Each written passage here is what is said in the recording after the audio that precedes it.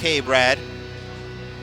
And I believe, I think I heard KBrad picking Cammy. He's been trying to flirt with Karin a little bit, but listen, when you got this big boy right here, this dump truck of a character, you got to go with what you know because he will take advantage of any hesitation, any mistakes. Yeah, and I think both Karin or Cammy would do well versus Abigail because they have really good frame traps, and Abigail doesn't really have the fastest buttons. The only button that he has that's fast is crouching short, which is 4 frames, but he can't confirm that to anything. So, you know, KBrad is just sticking to what he knows. He's going to go with the Cammy and try to get the pressure going in the corner. Now you saw there, got the first knockdown. Excellent interruption on the heavy punch, flip punch. That is not something that he can just throw out. You can always interrupt it. Now, just like that, KBrad jumping out all over Alucard, but he did drop that combo, and now he's in the corner. He's got to be careful. And that's the thing, a little bit of character unfamiliarity here because that combo actually does not work on Abigail in the corner. He floats higher than every other character in the cast, so target combo into the light drill will whiff versus Abigail in the corner. He has to do the medium drill. Very specific, though. Wow, I did not know that that converted like that. That's a display right now. Alucard now pushing KBrad right to the corner, and these two have been absolutely all over each other in the beginning stages of the match. And complete different round compared to last time. This time, Alucard the one on the assault, but gets put in the corner. Let's see if he's able to fight out of it this time because last round, it was just really bad. He got hit with the shimmies, all the frame traps. Big jump, medium punch there. But able to make something out of it is KBrad as he flips out. Gets back into it. Keeps Alucard in the corner. Alucard sitting on full stock. And no finish. Got him jumping. Got him. And that's it. Work it out. Yo. Abigail. Hard work. Dedication. Threw her right into the screen. Say hi to the stream. Wow. The super on wake up. The week 1 DLC special. I don't have a reversal, so I got a critical. It worked out. You know, it'll probably make him respect him the next time he has super. And you also learned that you cannot jump that. Now off the excellent whip punish earlier, KBrad making this work, gets another stun, building a little bit of extra meter. KBrad extremely aware that Abigail is really not too good up close. Oh, this is dangerous. Right in the corner, gotta be careful. And Alucard trying to set up a situation where he could maybe hit with the charged punches, but he probably won't get to because he's in the corner right now. He doesn't have a lot of life left. Oh, just goes for it. And now the EX SPD. He loves that setup. Big damage on the table here. Oh, but he dropped it. He could have got 500 damage from that, but he still has a little bit of V-trigger left. One more command grab might be able to do it. It absolutely does not take very much, but a beautiful whip punish again. KBrad has found those spots in the middle of the screen in the neutral. Alucard, obviously, even though he's not really showing it very much, but very, very frustrated with dropping that combo because that would have really changed the tide of the match. Yeah, because that would have put him in a situation where the next throw or hit would have stunned. So he definitely lost a comeback opportunity there, but that is one of the harder combos in the game actually because you have to manually time the charged heavy punch release in order to get 2 of them. The buffer system really doesn't help it a lot of the juggle combos. Not on the release. Yeah. So let's see if Alucard is able to recover from that. Solid anti-air there by KBrad. He's lost a lot of these neutral exchanges in the first 25 seconds of this round. Ooh. Accidentally got the towards medium punch there. Alucard definitely does not want to choose that to anti-air with. But he might not get to make another choice as he's on stun. Stun's door. Welcome to the house. And very tough situation to be in the corner as Abigail. He doesn't have the greatest reversal options. My goodness. Once again, there goes that character unfamiliarity. You know, you gotta lap it up against Abigail. This might be the round. No, missed the juggle with the combo drop, rare drop from Alucard. It cost him the round. You said it right. You rarely see Alucard drop 1 combo in a whole tournament, let alone 2 in 1 set. That just goes to show you the pressure that is on to execute excellently with this character and in these situations with these stakes. Yeah, I think it's because he might have conceded the round mentally at that point because the combo that KBrad did before that situation even happened, KBrad, it would have been the kill combo. Oh, short into activation. Choosing not to cash out here, even though Abigail does get a hard knockdown on that super, but right now he's just sitting on V-trigger, full critical arc. Oh, here he goes. Here we go. Let's see if he hits it this time. Oh, that drops even earlier. It's a very, very tough combo. And he's probably going to go into the super and decides not to use it. Figured it wouldn't kill. Now he's going to sit on that extra bit of everything. Whoa! Wiper. And just like that, KBrad takes it over Alucard 2-0. Bit of a disappointing outing there for Alucard, who found a lot of neutral situations in his favor. A couple of tough combos that he went for. Unfortunately, he dropped them. He wasn't able to finish them, but you know, that's the life of Abigail right now. You know, he is a new character. For both players, you know, it's a situation where, you know, Alucard is still trying to, you know, build this character, trying to get to the next level with him, and KBrad just trying to, you know, figure out the matchup and figure it out as he goes. But he stuck to what he knows. It worked out for him, and moved on. He did a good job. Survived a couple of drop stun combos to say the least, but that was well done on the part of KBrad. Alucard absolutely representing Abigail very well going into the future. I heavily look forward to seeing the Abigail players as they continue. Sitting down next, we're going to have a local favorite, Next Level's chosen son, JB. Versus its principal invader, Panda Global's Punk. These two have been they've been close friends, you know. They've been hanging out. They're part of like the new wave of players. Like, you know, you got Smug and Punk and JB, Cammy, and from the West Coast you got Alex Myers, and you know, I call it the Young Bucks, but these guys are the ones dominating the scene right now. And so this is good. This should be a good match right here.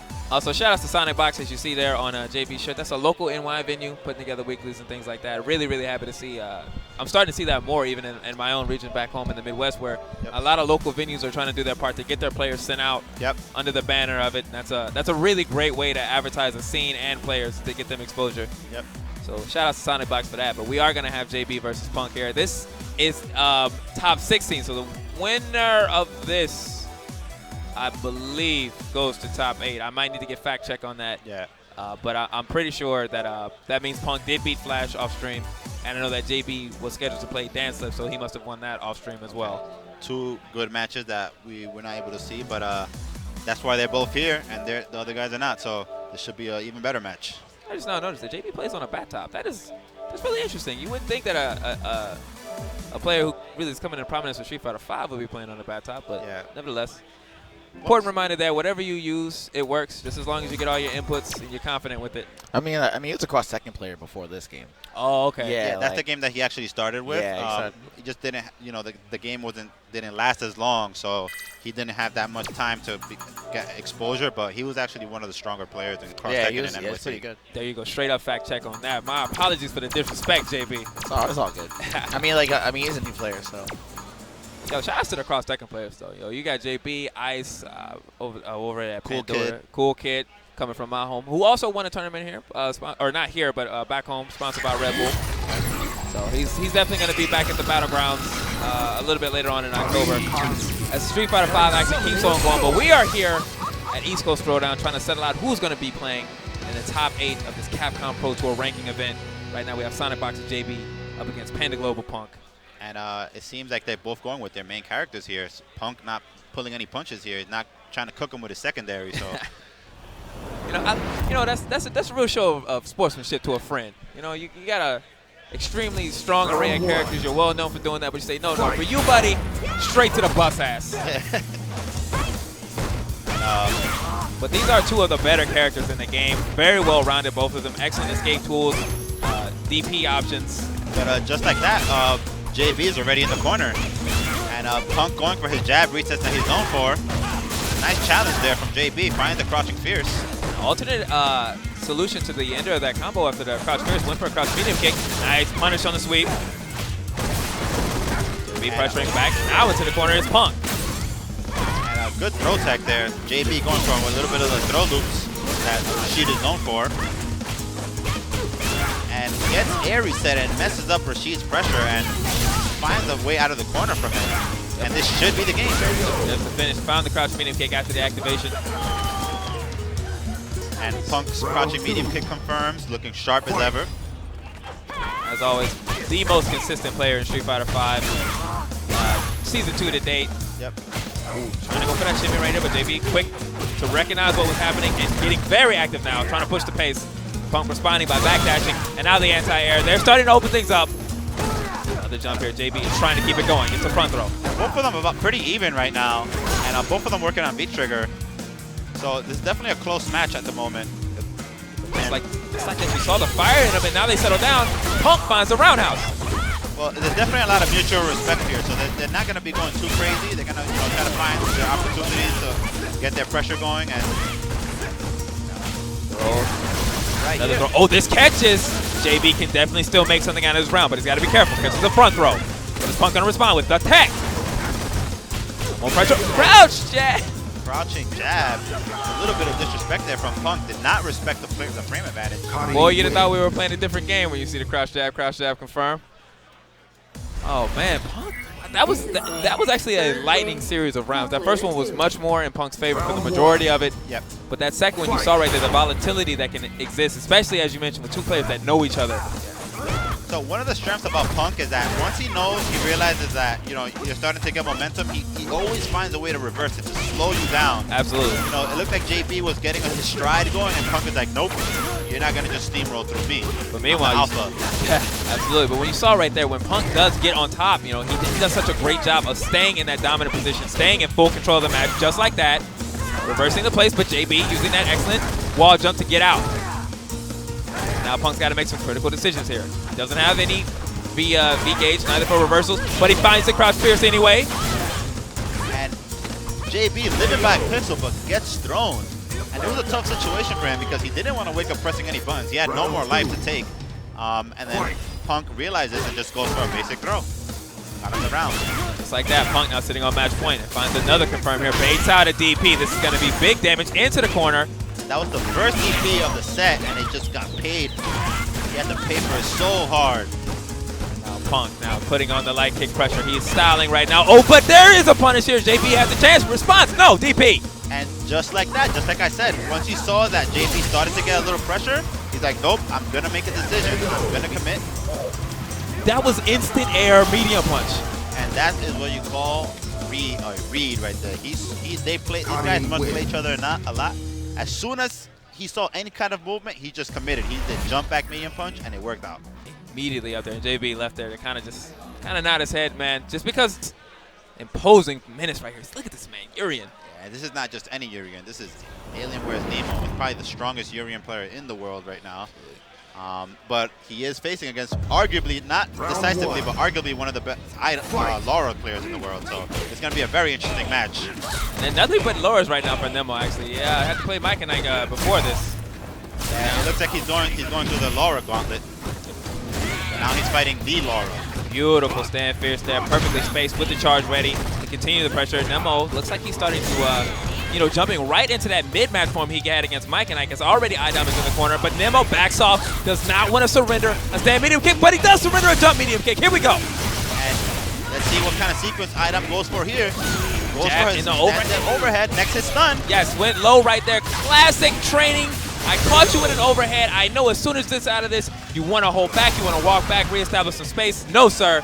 The short, as Idom takes that first round, Nemo shakes his head, sitting on basically 3 bars. By the time the real action starts, he'll be ready for it. And that was a tough situation for Nemo because Idom went for a crouching short, which hit, but if had Nemo tried the EX headbutt, it still would have been blocked. So Idom aware of when to challenge and what buttons to use. Oh, now Nemo missing on the knee drop. That was punished, but there's an EX headbutt that finds its mark. Nemo with the tick throw. Starting to respond. He does have V-trigger. There's the overhead into it. Boy, oh boy, you got to watch your hands. One more choice now for Idom. And there goes that situation that I told you about. He goes for the medium punch, even though it's just like that.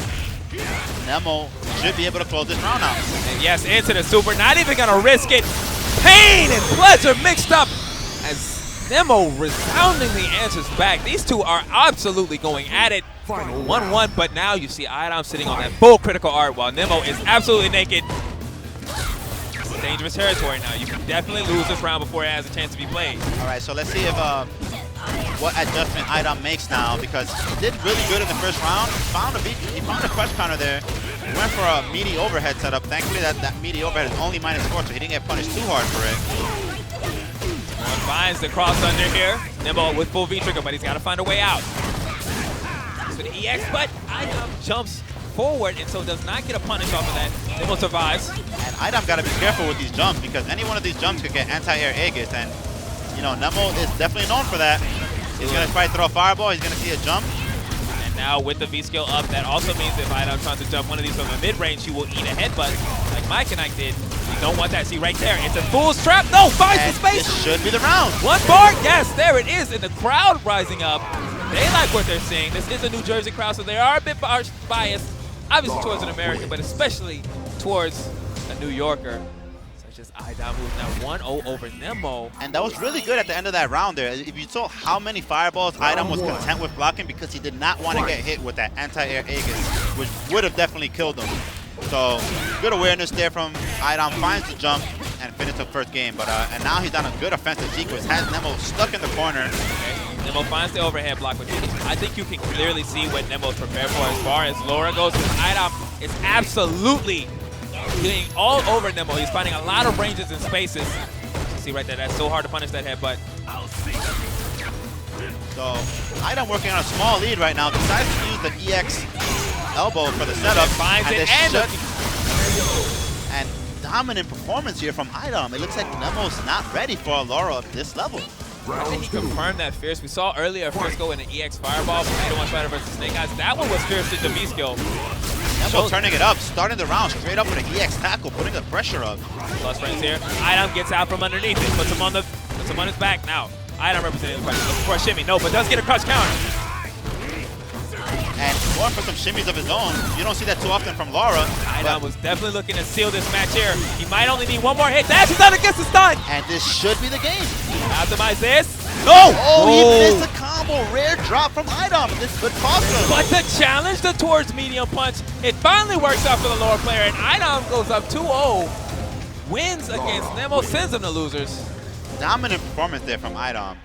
So I think Japan is probably going to reconsider that tier placing where they have Laura at the moment. They did say C tier. Some of them said that, you know, she might be actually B tier, but I don't know. Here in America, she's looking a little bit more like top 10.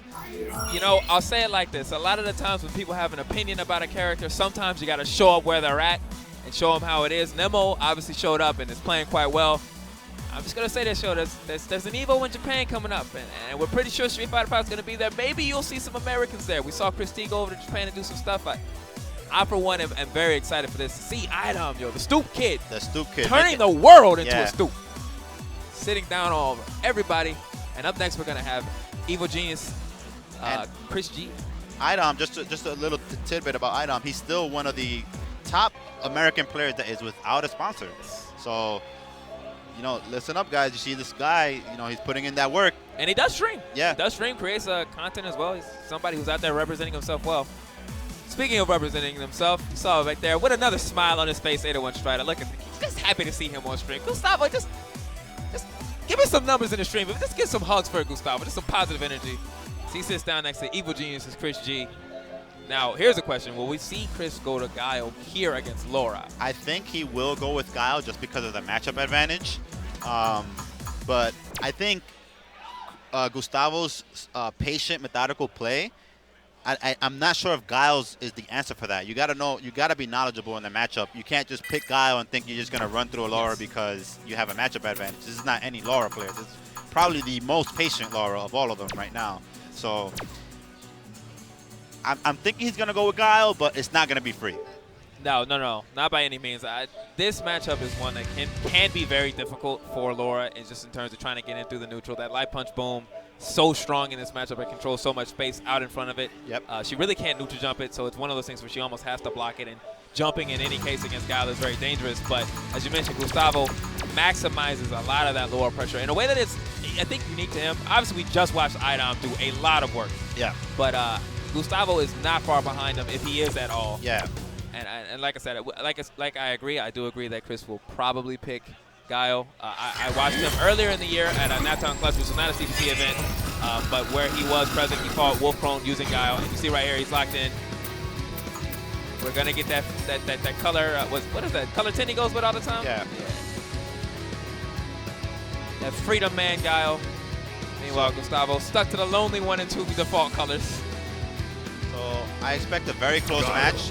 Gustavo's extremely patient. He's not going to get flustered by the Sonic Booms. He'll be content with blocking as many as he needs to, because one of the things that Laura does have going for herself in pretty much any matchup is that if she gets in and she has you on your back, you're guessing. Yes. So he knows that that's all he needs to get. He's not going to take unnecessary damage to get himself in that position.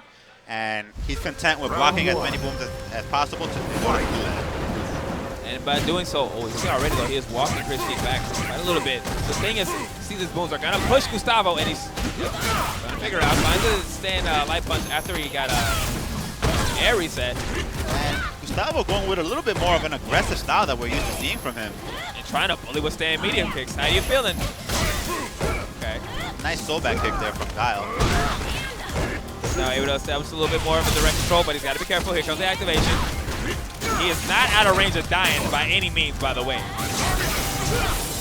And I think once Laura has V-Trigger, the matchup gets a lot more even because she gets level 3 clap that she can charge really fast, and that kind of like slows down the Sonic Boom pressure because she can, 3 hits, they could match a lot of Sonic Booms. So right there, Chris did weather the storm, and likewise 801 Strider measures the storm, walked him back into the corner, and then got a jump short. Just messing with the hair, yo. Don't mess with his hair. Yeah. Works hard for that. Let's see if ChrisG gets a little bit better with his zoning to slow down some of this pressure from. Wow, he just went for a crazy flash kick there. Very disrespectful, but certainly one that 801 Strider's not looking for as he goes in reverse with an EX bull tackle and then an EX flash kick. Neither one of these guys wants to be on the ground while the other one is dictating the pressure. But 801 Strider's going to turn it up. Here we go. Heavy punch bull tackle.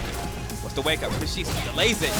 And goes with the mini standing light kick into the low short. Oh. You can't walk back from that string, and ChrisG got hit by it, and he might be dead. Got caught.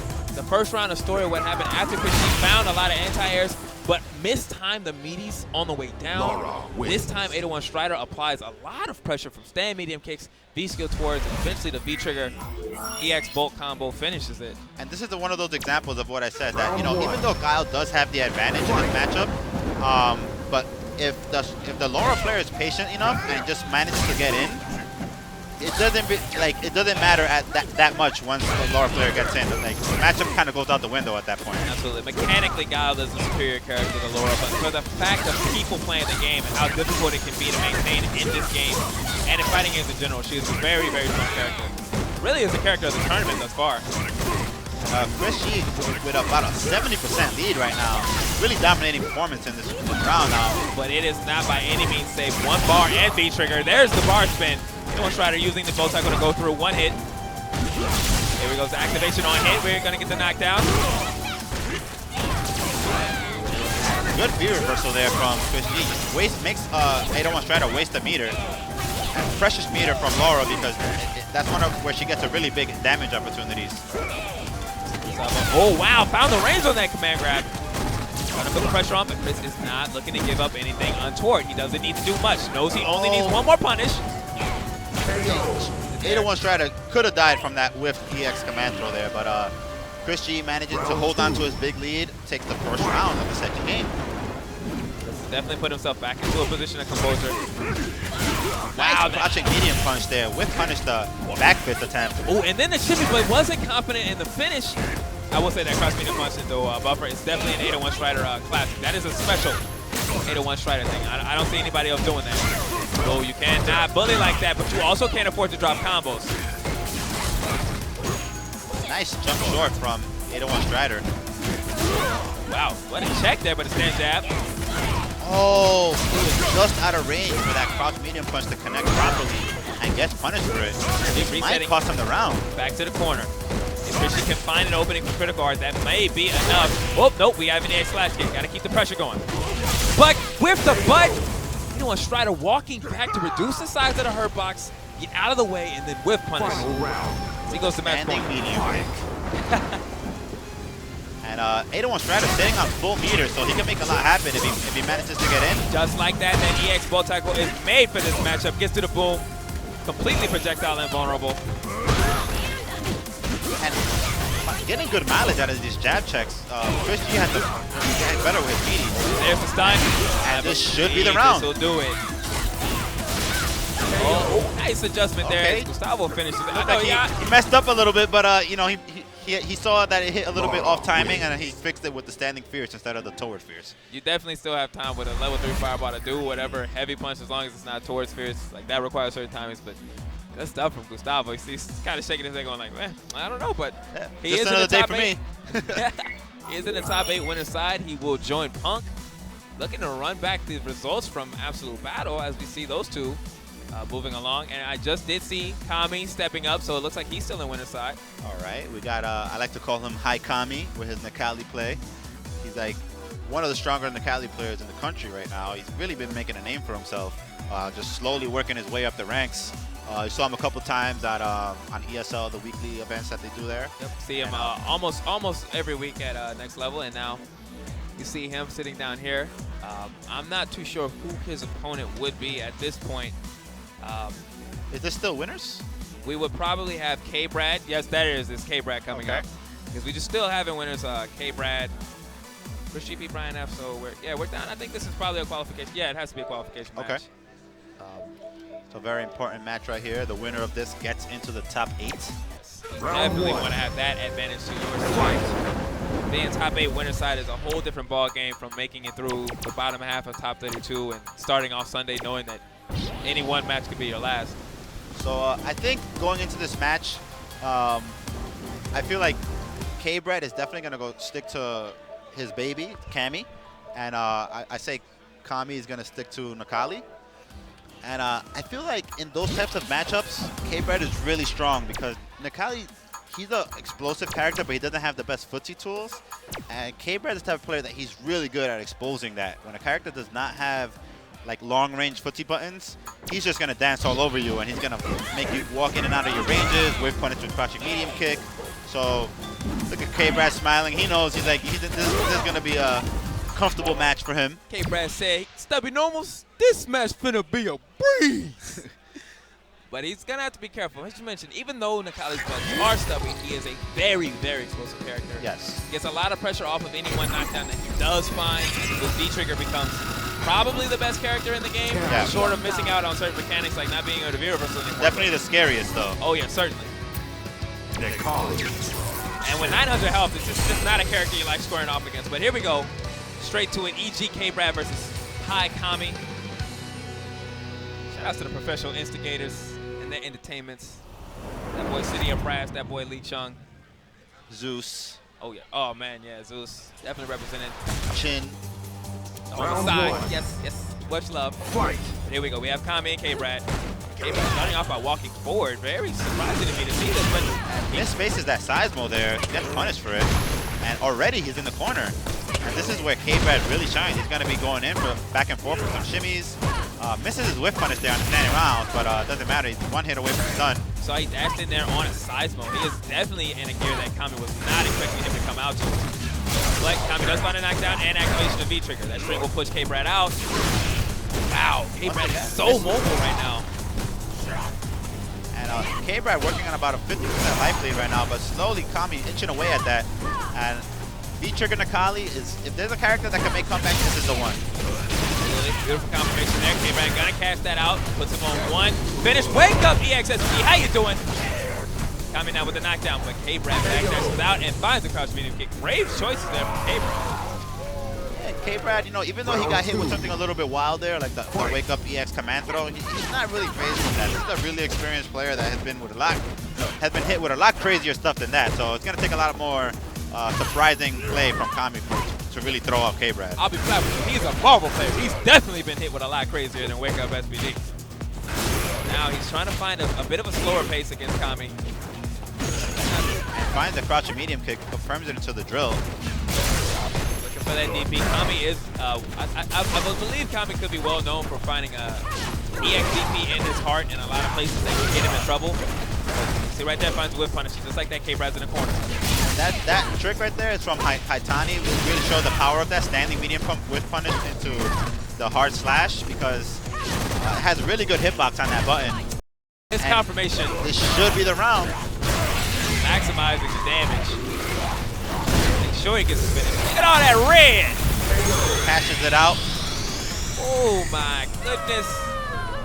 That was off of a combo. One of the things that's good about this game is that you don't have to feel too bad about spending all your meter because you're gonna get it back. So you don't want to be in a situation where you're trying to save the meter and then you don't kill them because it's just better just to blow it. Just use the meter.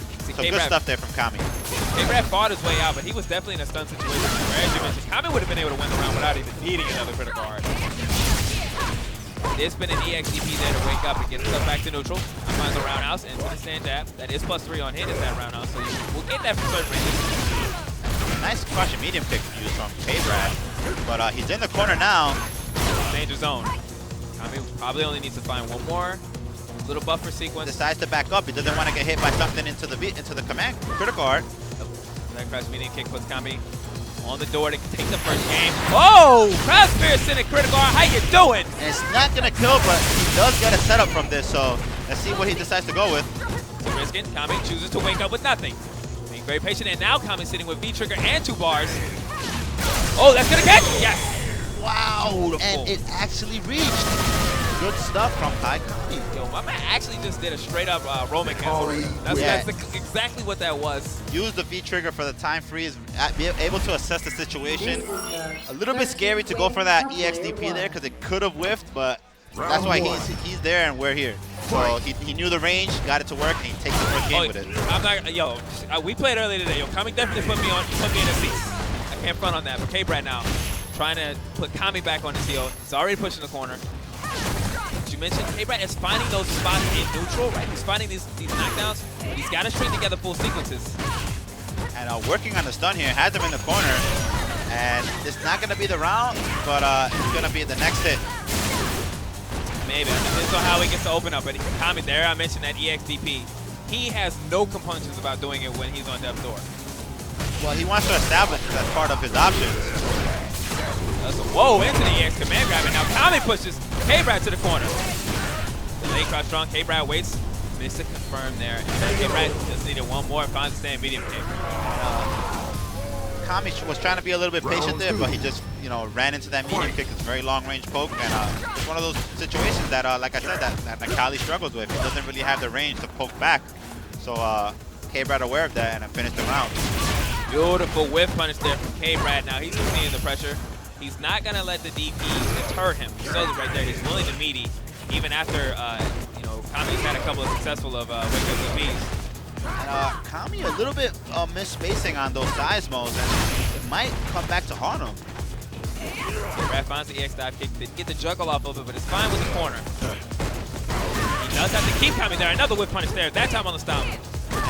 KBrad doing a good job of keeping Cammy in the corner, throws him back in there. And once again, Cammy not afraid to wake up the XDP. Chases him down, goes for the back throw. KBrad responds in kind. I will not have that, sir. That right there, that's a meaty that's undercooked right there. Says send it back. No. Button after the crouch medium kick, and now Cammy gets a chance. Can he extend this game 2? Okay, so if Cammy finds a hit, he's gonna get the meter for a super, and he has it now, so he's still not out of it, but nice challenge there from KBrad. Decides to wake up with a crouching jab into crouching medium punch. What happens when you have a DP, the player chooses to try to respect it, creates that gap where nobody's plus, nobody's minus. It's just the first person to the punch. Yeah, that's what you call a respect gap, where you wait that just 1 or 2 frames that you want to block the DP, and then you try to attack, but then you get hit with a wake up button. Yeah, it's so frustrating, right? Especially there, you saw that counter hit. KBrad was able to confirm it. Cammy takes this to character select. I have to believe this is just to distill his thoughts, give himself a little bit more time before, as he goes through some familiar emotions, to feel calm again. He is playing for the chance to make top 8 winner side. Yeah, it's definitely a lot of pressure on both these guys right now. Whoa, wait, and, he does have a Urien. He does have a Urien, and he might want to have those buttons in the neutral. But I feel like his Necalli was doing fine. It's not really a character problem at this point right now. Absolutely not. I think he just made a couple of bad decisions that he can adjust for. And as long as he cleans up his game just a little bit, he will be able to close it out with Necalli. So he goes back to Necalli. Also, definitely not KBrad. Is definitely one of those people you're not going to surprise with a lot of Urien tactics. Close friends with Flash and two supremely good Uriens. As the cage shuts close. That's the final game of this top 16 winner side match between Pies, Cammy, and EG KBrad. Cammy gets off to the start now with the knockdown, pushing the corner. KBrad trying to respond with those stand medium kicks. Not careful, one of them could be clipped. Good crouching jab, counter hit into the standing strong with KBrad. And KBrad just finding all these hits, pushed him to the corner, activated the V trigger for the frame advantage, and even though he has a small life lead, he does have a really strong position lead right now because he has him in the corner, and that's a really strong position for Cammy to have him. Working on the V-trigger. That huge damage was all off the V-trigger, but just speaking of V-trigger, here comes Cammy back at it. Waiting, and then the delay crouch run. You saw there again, trying to let the KBrad let that EXDP rip and secure this round. And so I predict that Cammy's gonna dash up and try to hit him in the legs. And he didn't combo to the super. Twice he had that option there. But KBrad now with that V-trigger, if you use that reversal, no activates with the punish, but missed the DP. There's the super, yeah, he's gonna DP, doesn't get a chance with the back dash. I mentioned that beam gauge for that reason.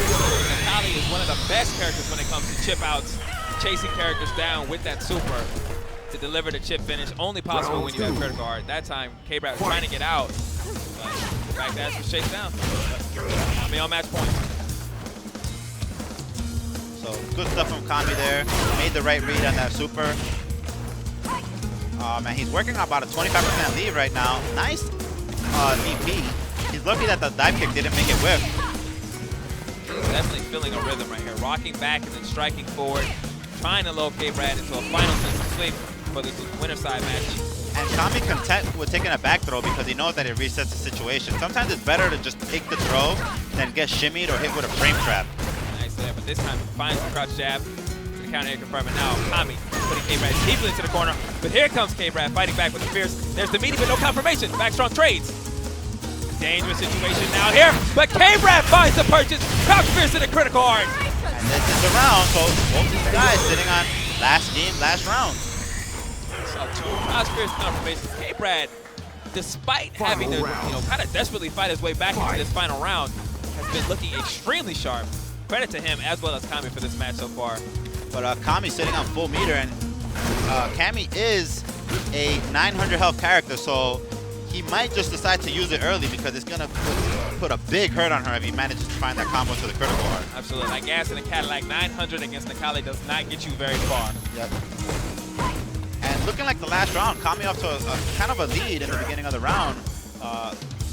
Let's see if he's able to hold on to it and not get pushed to the corner. That's when it gets really bad. The overall resource advantage, he's got health, he's got meter, but he does not have positioning. KBrad is massaging him into the corner. Here he goes. Some pressed up there. Ooh, how strong. Very scary. That is cancelable. KBrad, you can see both of them about even in life, but KBrad definitely had the advantage of the position. Again, had them pinned down in this corner. Jab finds the max range there. Does the activation. Cammy's hitting resolute. Knows he doesn't need to do too much right now. But only 37 seconds left on the clock. We are quickly reaching a critical point. He missed the stomp, and he got punished for it, so he's back in the corner. KBrad does not want to get caught by that DP. Cammy might not get a chance. EX. Oh, EX fire to get out of the corner. Cammy now pressing, and an EX DP from KBrad. And KBrad showing signs of Kazunoko. Busts out with the EXDP. Cammy not happy about it at all. Looking at his hand, doesn't want to shake it, but bittersweet is my own medicine. Pie Cammy says, "You did that to me?" Yes, indeed. Well done to Cammy, though. That was a great match. I think that was one of those situations where KBrad just thought, you know what? I haven't been doing a lot of EXDPs. He doesn't think I'm going to do it. Probably not even thinking about it. Let me just bust it out. Oh, yeah. And it worked out.